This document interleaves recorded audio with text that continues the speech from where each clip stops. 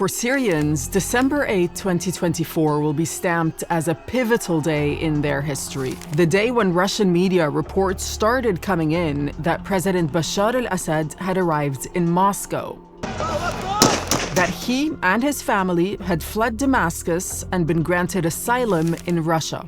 Days later, and Syrians were still celebrating. But now the hard work begins to rebuild the country. No one pretends it's going to be easy, and Syria's neighbors, as well as Russia and the US, will be watching their progress. Hello, I'm Darine Abugaida. This is Pinch Point, where politics and geography collide.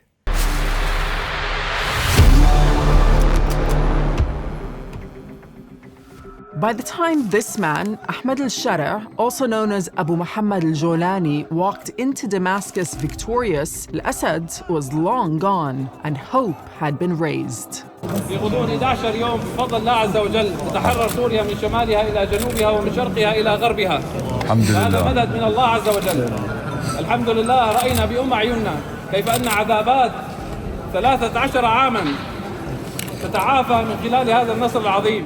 But as al-Sharaa was talking, a neighbor was plotting. Within hours, Israeli troops moved into a demilitarized zone in the occupied Golan Heights, well inside Syria and created after the 1973 Arab-Israeli War. Israel's warplanes took part in a wave of airstrikes to destroy stockpiles of Syria's weapons. The Syrian Observatory for Human Rights says these pictures show the aftermath of one such attack. To the northeast, the US was also conducting air attacks. We're clear-eyed about the fact that ISIS will try to take advantage of any vacuum to reestablish its capabilities and to create a safe haven.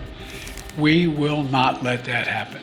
You see, Syria is, well, complicated. Take a look to the south. The telltale straight borders are evidence of British and French mapmakers in action after the First World War. And inside those borders were and remain a diverse religious and ethnic mix. And that's reflected in the facts on the ground today. So what you see here in green, including Aleppo, Homs, and Damascus, is held by Hayat Tahrir al-Sham, or HTS. That big area in yellow to the northeast, that's held by the Syrian Democratic Forces, led by the Kurds, backed by the US. Turkish-backed Syrian forces are here in the north. The Israelis occupy large parts of the occupied Golan Heights. Pockets of ISIL-held territory remain, which brings us to the likely big losers in a post-Assad Syria: Russia, Iran, and Hezbollah, the Iran-backed Lebanese political party and paramilitary group. These three had helped keep Assad in power after the start of the civil war in 2011 with cash, personnel, or weapons. Without Russia's warplanes or Hezbollah's forces, al-Assad would have struggled to hold on for as long as he did. But Hezbollah has been weakened by attacks by Israel. Remember the bombing raids on Lebanon? The killing of Hezbollah leader Hassan Nasrallah? Those exploding pagers?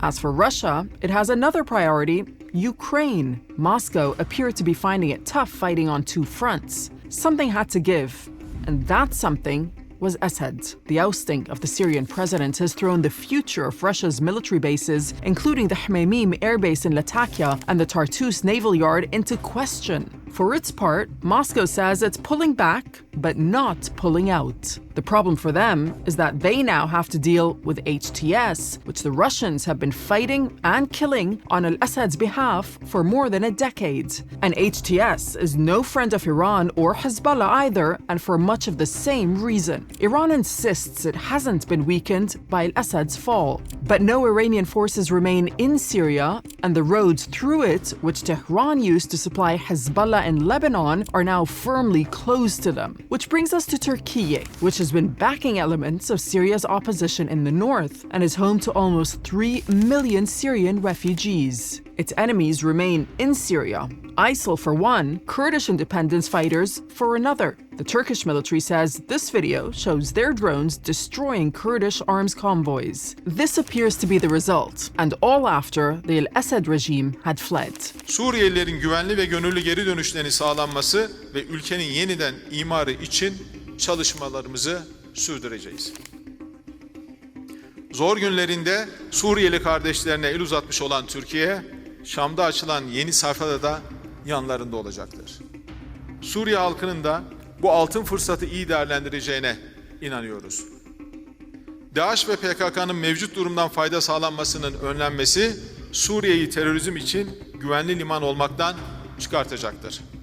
Bunun için de her türlü çalışmamıza kararlılıkla devam edeceğiz. Now, everyone involved seems very keen on saying they back Syria's territorial integrity, that they support the Syrian people. The steep penalties for non-compliance mean getting aid and money into areas the group controls could well be tricky, bordering on impossible. That said, diplomats from the US and Europe have been talking to the HTS leadership, and the UN is having a rethink about its designation of HTS. The realities so far is that the HTS and also the other armed groups have been sending good messages to the Syrian people. They have been sending messages of unity, of inclusiveness, and frankly speaking, also we have seen in Aleppo and in Hama, we have also seen, reassuring things on the ground. Across the world, the Syrian diaspora has been celebrating the fall of al-Assad, but there too is a potential crisis point, because many countries, particularly in Europe, want to send Syrian refugees home soon. Asylum applications have been suspended. Austria is even offering $1,000 for Syrian refugees to leave. The pushes and pulls of international politics and Syria's geographical location mean a great many countries, some a long way away from Damascus, feel they have a lot of skin in the game.